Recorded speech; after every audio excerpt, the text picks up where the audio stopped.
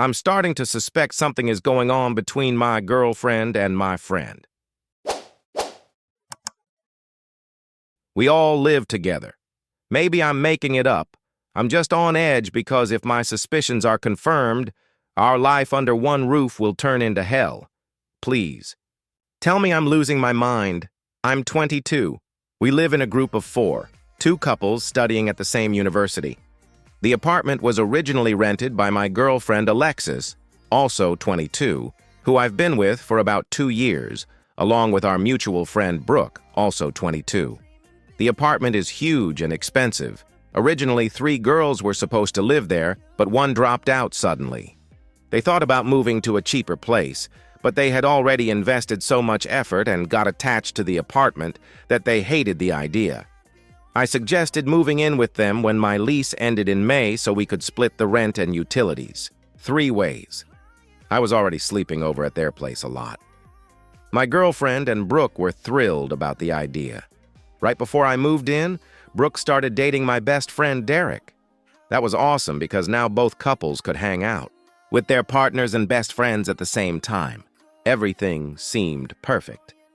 Derek also started staying over at Brooke's often, and when his parents sold their house in October, he temporarily moved in with us.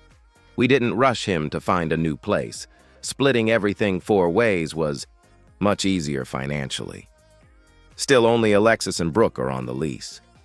The landlord doesn't mind as long as rent is paid and we're quiet, which we always are. There were 3 things that made me think something strange was going on. If not for these events combined, I'd never suspect anything.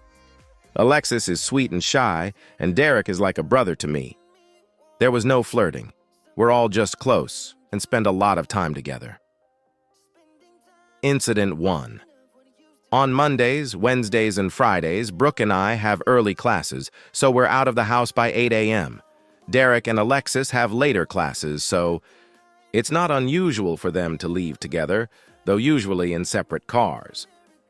One day, I decided to wait for Alexis outside her classroom to surprise her and invite her to lunch. I watched students leaving but didn't see her. I texted her asking where she was, and she replied, "Just left class, heading home to study." I called her, thinking maybe I just missed her in the crowd, but she didn't pick up even though she had just texted me. That felt weird. She's always glued to her phone. She replied later, also unusual for her. Later that day, I ran into Brooke and she casually mentioned Derek had stayed home sick and she was bringing him some soup. At the time, I didn't think much of it. That evening, when I got home, Alexis's car was parked in the exact same spot it had been all day. Usually, she parks in the guest spot. We only have 3 spots, so her car is usually in a different place throughout the day. I asked if she went to class. She hesitated, then guiltily admitted she skipped it because the professor explains the material horribly. She knows I don't like her skipping class. Her grades have dropped before, but she'd been trying hard lately. I kissed her and told her I trusted her. While I was washing dishes, she said she probably wouldn't skip again because staying home alone is really boring. I laughed, and we went about our evening. As we were falling asleep, it hit me. She wasn't supposed to be alone. Derek had stayed home sick. She was still on her phone, so I sat up and asked if Derek had been home. She looked flustered, maybe because I asked out of nowhere. She said he had been around in the morning but then left, but she wasn't sure. Later, after other things happened, I realized her scattered answer felt suspicious. Or maybe I was just overthinking. Incident 2. I went to throw out the trash and noticed a condom wrapper, the exact brand Alexis and I use. It wasn't in plain sight, just slightly hidden behind a cereal box, but the packaging color caught my eye. Brooke and Derek always use a different brand, the free ones from the university clinic. Ours are expensive Trojans. It felt strange. We always throw stuff like that away in our own rooms, never in the kitchen trash.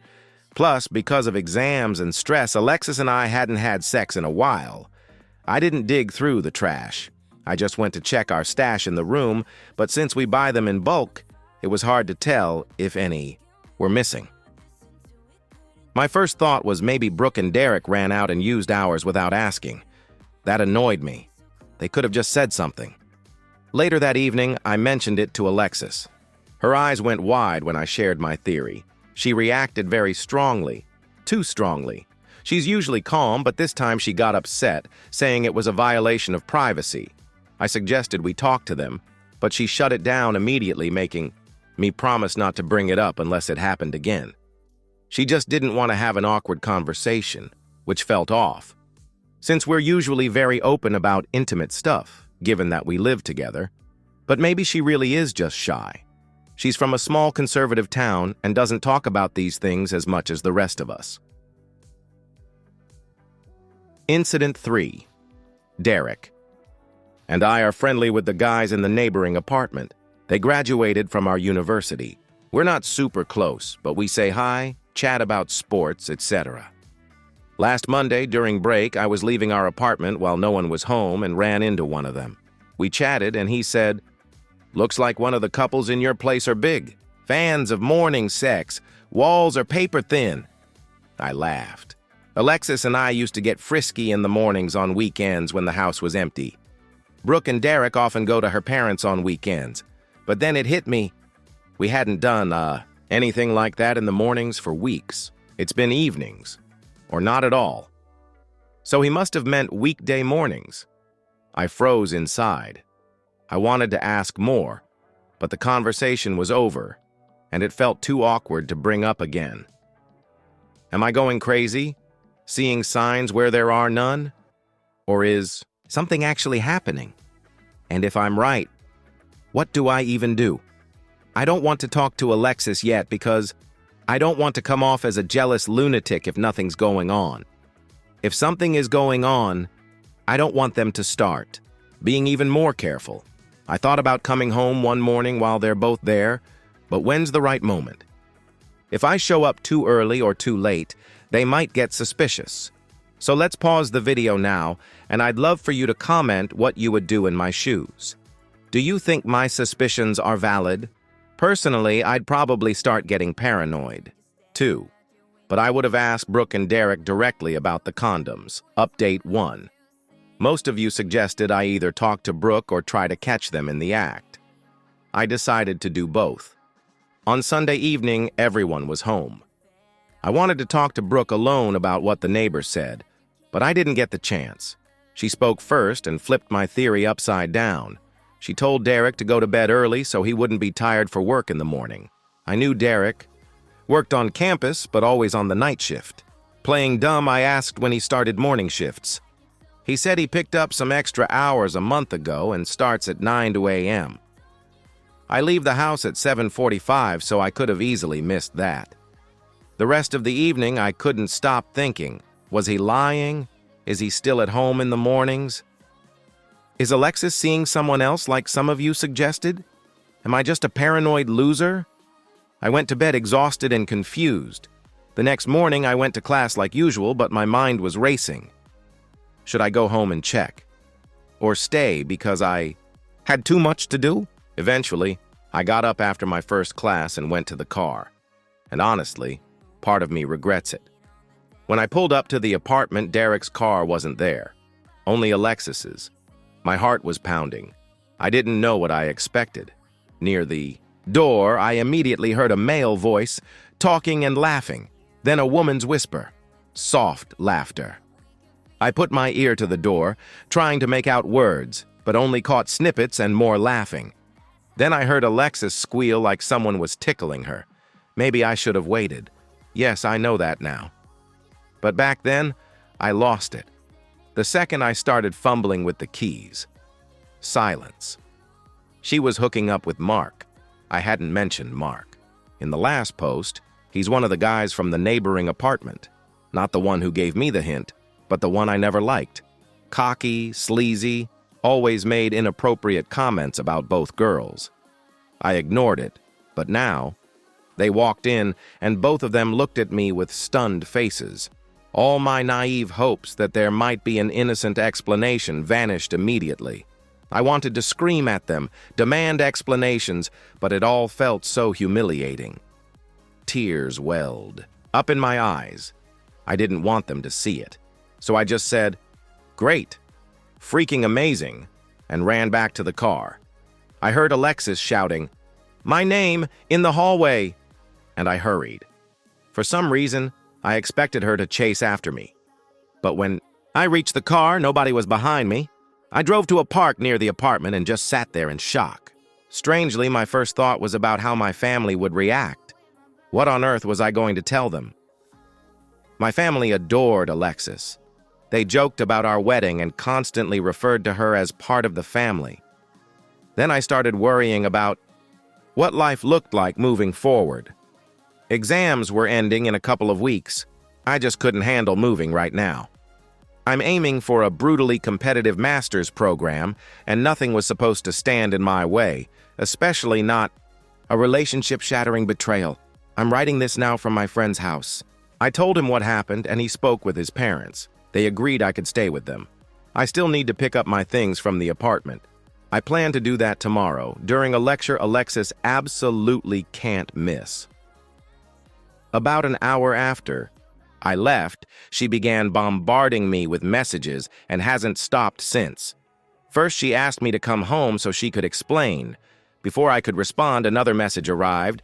She was begging me to come back because she'd had a panic attack, and I used to help her through those. Maybe I'm heartless. I thought, well, she deserves it. Then came a pause. Then she wrote, "I don't understand why you're so jealous. We were just talking." I waited. She continued, "Look, I know how it looked. Honestly, if I were in your position, I'd feel the same." But nothing happened. He just needed advice about his relationship. Trust me. No, I don't owe you my trust. Usually I'd feel a twisted satisfaction watching a cheater squirm, but my stupid brain kept replaying all our happy moments together and asking, was she cheating back then? Later that night, I got a message from an unknown number. It was that normal guy from the apartment next door. He said he got my number from Derek, apologized, felt sorry for what I was going through, and said he would have told me earlier but wasn't 100% sure. He knew his friend was dating a girl who had a boyfriend, but he didn't connect the dots until he heard her name. As many of you guessed, that comment he made was his attempt to hint at what was going on. So yes, maybe he's bro of the year. I don't think Derek or Brooke know yet. I haven't messaged them. I just don't know what to say. I realize this will destroy our living situation and friend group. Maybe I should tell them before Alexis twists everything in her favor. I wonder what the normal neighbor said when asked for my number. Probably not everything. Or they would have reached out by now, unless they took her side. Then I've lost not only my girlfriend, but my friends too. If anyone has advice on how to get through this, especially if you've been through it, please write. I have almost nobody to talk to except the guy I'm staying with. Alexis, Brooke, and Derek were basically my family. Alexis and I talked about moving in together. I've never taken a relationship as seriously as I did with her. Update number 2. After 2 posts and tons of comments and DMs, I now have a collection of personal messages I return to whenever I'm feeling low. And there have been many low moments. People from all walks of life reached out. Married, single, old, young. It was incredible. I never expected the internet to offer such support. Small clarification from the previous update. I didn't express this clearly. They weren't hooking up when I walked in. They were simply sitting on the couch with looks like we just got caught and immediately fell silent. This wasn't one of those, "Oh hey, look who dropped by" moments. After I posted the update, I realized what a fool I was for not telling Derek and Brooke my side sooner. I sent them a screenshot of the message from the normal neighbor, Will. All names except Mark are fake. Mark can fuck our off. Within a minute, Derek began calling and texting me. It became clear he had no idea. Meanwhile, Alexis was flooding my phone with messages begging to meet. I felt awful and just sent Derek one message. "Can't talk. Sorry." Then I put my phone away until morning. The next morning, I got a message from Derek inviting me to dinner at my favorite restaurant, his treat. He promised there would be no one else there, not even Brooke.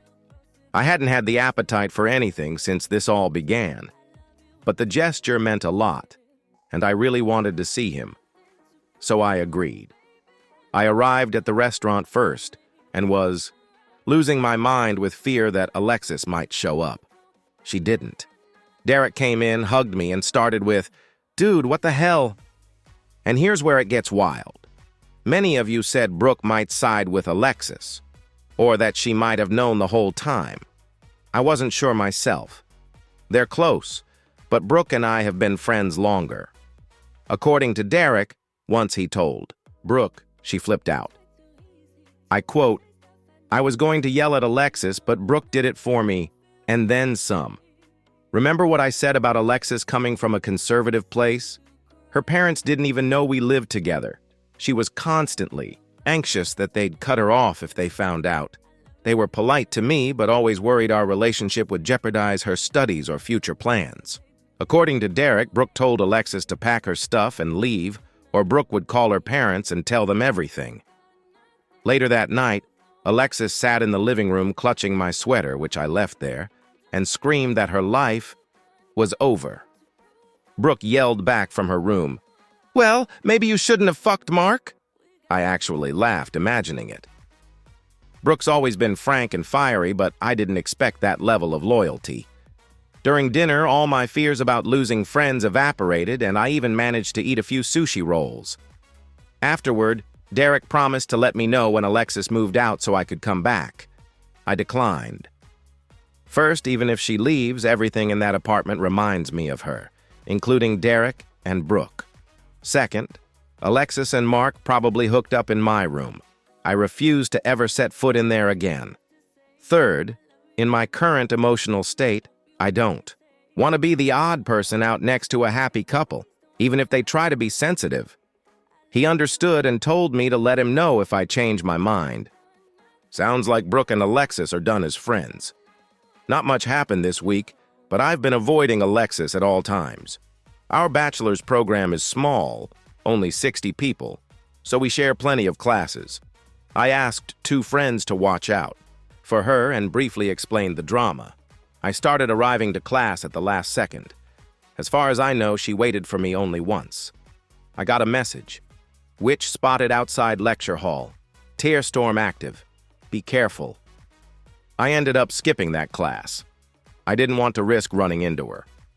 Later that night, she sent me a massive Facebook message trying to explain everything from the start. It hurt to read. I hesitated to open it, but once I did, I couldn't stop. She said he had been flirting with her in the hallway, making crude remarks toward both girls. She tried being polite, but it must have looked like flirting. Then one day, he kissed her mid-sentence. She said she felt guilty for giving him hope, and that guilt kept her from pushing him away earlier. She thought it was all her fault. She claimed they only slept together 3 times and said she didn't enjoy it. That he pressured her, not assault, but not a clear yes either. She says she was about to stop things right before I walked in. She wrote that she'd understand if I needed time and space. She said she was willing to do anything to make it right, like treat me like a king. She said she'd never cook, clean, or do laundry again. Offer full access to her phone, passwords, even install Life 360 so I'd always know where she was. She'd cut off contact with Mark and every male friend just in case, and sex on demand whenever I wanted. Yeah, sounds like a super healthy relationship. I didn't reply. Honestly, I was tempted to leave her as a contact just to watch this clown show unravel further. She's already begun posting tear-jerking statuses, song lyrics about mistakes and forgiveness, even quotes from our song. But I know myself. I'd spiral down memory lane scrolling her page and old photos. So I just blocked her. A few hours later, Derek texted, "She's screaming and crying that you blocked her." It wasn't the first time my sister's friends and my sister herself helped me out in a tough situation, so they're kind of used to it. But I'm still insanely grateful to them. As for Will, great neighbor. I called him to thank him for everything. I'm not ready to invite him to dinner yet, but I will later. He apologized 1,000 times, said he can't stand Mark, not just because of the Alexis thing, but because of a bunch of other stuff I don't even want to get into. According to him, Mark's been pretty quiet lately and told one of the guys he got dumped. Whatever. Screw him. I don't even want to think about him. That's all I wanted to tell you for now. I still plan to stay friends with Derek and Brooke, but I'll be limiting our communication. They remind me too much of Alexis. I texted Brooke to thank her for kicking Alexis out, and she replied that she would have done it no matter what, even if I hadn't come back. She said she'll let me know when Alexis moves out so I can grab the rest of my stuff. Right now, I'm studying hard, applying to grad school, and spending time with the friend I'm staying with. This week, I posted in the university's Facebook group saying I'm looking for roommates for next semester. I've already gotten a few responses. I'll wait until after exams to tell my parents everything because my mom asks a million questions about every little thing, and I'm just not in the right state to go through all of that yet. Again, thank you all so much for your messages. I didn't expect this kind of support at all. I love you guys. Update number 3. Honestly, I wasn't planning to post again, but so many of you asked for an update, I felt like I owed you one, especially after all the support I got. Given everything that happened, I actually handled exams pretty well. It all hit me like a ton of bricks. That part was almost worse than the cheating itself. I deleted all our photos from social media, got rid of everything that reminded me of Alexis, removed our songs from playlists, and so on. We'd been inseparable since we met, more than 2 years of memories. It was incredibly hard, but I wanted it done before New Year's. Classic New Year, New Life move, I guess. Someone sent me a message saying that now that Alexis has lost everything, her closest friends, her boyfriend, her apartment, she might do something to herself. I know it sounds dramatic, but after I read that, I couldn't get it out of my head. Yes, what she did was absolutely terrible, but I thought maybe a final conversation could help me get closure and maybe help her understand that it's really over, so she could move on too. So I decided to meet with her before everyone left, for the holidays. A lot of you told me to just ignore her, and maybe I'll disappoint you, but I did this for me. I texted Alexis, "If you want to talk, let's meet somewhere, but there can't be anything between us anymore, so please don't ask." She replied almost immediately and asked when and where. We agreed to meet at a campus coffee shop. When I got there, she was already sitting at a table. She stood up to hug me, but I brushed her off, and she flinched like a puppy getting hit. I instantly felt awful, but I just wanted to get it over with. At first, it was a stupid, polite conversation. How am I? How were exams, etc. But I interrupted and asked if she had been unhappy in our relationship. Her eyes went wide, and she started rambling, "No, no, no," then went silent. When I asked why, if everything was fine, she did what she did. She started telling her same story, that it was hard to say no, that he pressured her. I cut her off and told her to stop making excuses and just take responsibility. Maybe a kiss in the heat of the moment could be explained, but 3 times? Seriously? She looked down, shrugged, and mumbled, "You're right. I know." Then she started crying and saying how sorry she was, that I'll never understand how much she regrets it. And then she asked if there was any chance we could get back together. Exactly what I told her not to do. I just shook my head and said if she wanted, she could keep living with Derek and Brooke. She said no. She had already arranged to move in with a friend. From there, the conversation started looping, her trying to justify things by saying she didn't want to seem cold, and me trying to make her admit that was just another excuse. I don't know why, but I really needed her to stop hiding behind that crap and admit she consciously ruined a great relationship with a real future. But she wouldn't. She's stubborn. Always was. Eventually, I let it go and we parted somewhat peacefully. On the way out, she grabbed my hand like she wanted to say something, but just shook her head and let go. At first, the meeting made me feel even worse, but eventually, it made things clearer. Even if she hadn't cheated, she still wasn't the kind of person I wanted to be with. She never took responsibility for anything, failed a class, couldn't find an internship or job. It was always bad luck, never her fault. I'd just never really thought about it before. I was probably still in the honeymoon phase. Honestly, sometimes I'm a complete idiot. After the coffee shop, I texted Derek and asked if he wanted to hang out. I ended up going over to the apartment. Brooke was there, but she mostly stayed in her room. We had some beers, played video games. It really lifted my spirits. We talked a bit about everything that happened. He admitted they still haven't found a third roommate, just random strangers they don't want to live with. He asked again if I wanted to move back in. It was obvious he really meant it, and I felt bad they were stuck with rent, so I agreed. Just said I'd wait until Alexis moved her stuff out. All the furniture is hers, and I still don't want to sleep in that bed. Brooke apologized for yelling at Alexis and getting so involved. Turns out her stepdad cheated on her mom, so it's a very personal topic for her. I told her I didn't mind at all, and she's free to do it again if she ever feels like it. I also invited Will, our awesome neighbor, out for dinner and drinks at a cool place near campus. A lot of you asked why he dislikes Mark so much.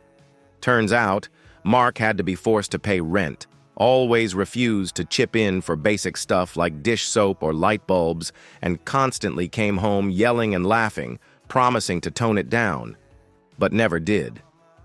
Total nightmare roommate, Will's a great guy.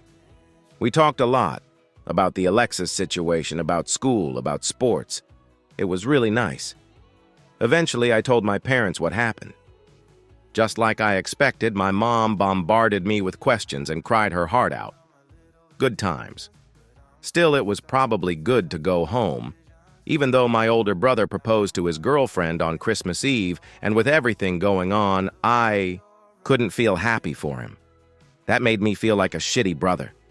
And now the whole family talks about nothing else, and I'm just not in the right headspace. Life isn't perfect right now, but it's definitely better. Alexis moved out all her crap, and I bought myself a bed and a dresser from another student. Classes started last week, and maybe it sounds nerdy, but they're awesome. The professors are amazing. Derek and Brooke have been super supportive and never make me feel like a third wheel. I did see Mark in the hallway once. He completely ignored me, and I did the same. But damn, I wanted to punch him. Hopefully that feeling goes away with time. I did want to call him out, but based on what Will said, talking to him would have just pissed me off more and done nothing. Sorry, this update isn't as dramatic as the previous ones. Thanks again for the love and support. You honestly helped me get through a lot of crap. Thanks for watching this video till the end. Check out our previous video right here, and good luck to you. Don't forget to subscribe to the channel.